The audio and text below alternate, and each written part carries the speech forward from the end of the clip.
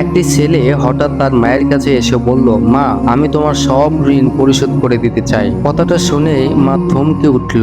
মা বললেন, কিভাবে পরিশোধ করতে চাও? ছেলে বলল, আমাকে লালন পালন করতে তোমার যত টাকা ব্যয় হয়েছে তার 5 গুণ টাকা যদি আমি তোমাকে দিয়ে দেই, তাহলে কি তোমার ঋণ পরিশোধ হবে না? তখন মা বলল, আর তুমি এটা করতে চাচ্ছ কেন? ছেলে বলল, আসলে মা, আমি কারো ঋণী হয়ে থাকতে চাই না। ছেলের কথাগুলো শুনে মায়ের চোখে পানি চলে আসলো। বুক ভরা কান্না বুকের ভিতরেই চাপা দিয়ে ছেলেকে বলল, আচ্ছা বাবা, ঠিক আছে, তোমার ঋণ পরিশোধের আগে আমার একটা শেষ চাওয়া আছে। ছেলে বলল, হ্যাঁ মা, বলো, আমি তোমার কোনো চাওয়া অপূরণ রাখতে চাই না। তখন মা বলল, আমার জন্য একটা পাকা কলা কিনে নিয়ে আসবে, যা আমার খুব খেতে মন চেয়েছে। কিন্তু কলাটা তুমি সারা রাত তোমার বুকের উপর রেখে ঘুমাবে এবং সকালে ওই কলাটা আমাকে দেবে, তখন আমি কলাটা খাবো।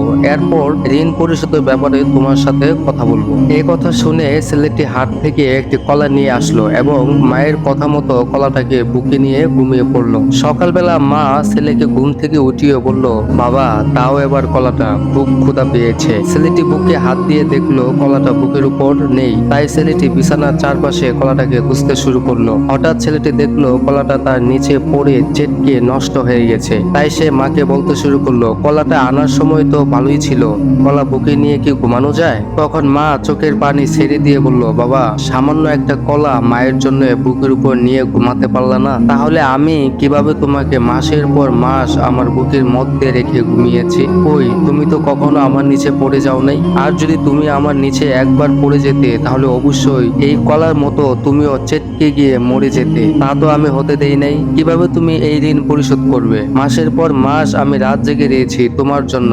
এই ঋণ তুমি কিভাবে পরিশোধ করবে? ছেলেটি তখন তার ভুল বুঝতে পেরে হাউমাউ করে কেঁদে উঠল এবং বলল, মা, আমি ভুল করে ফেলেছি। তোমার এই ঋণ কখনো শোধ করার মতো না। ছেলের কান্না দেখে তখন মা তার ছেলেকে বুকে জড়িয়ে নিল এবং সান্ত্বনা দিতে লাগলো। এই মায়ের জন্য তো একটা লাইক করাই যায়।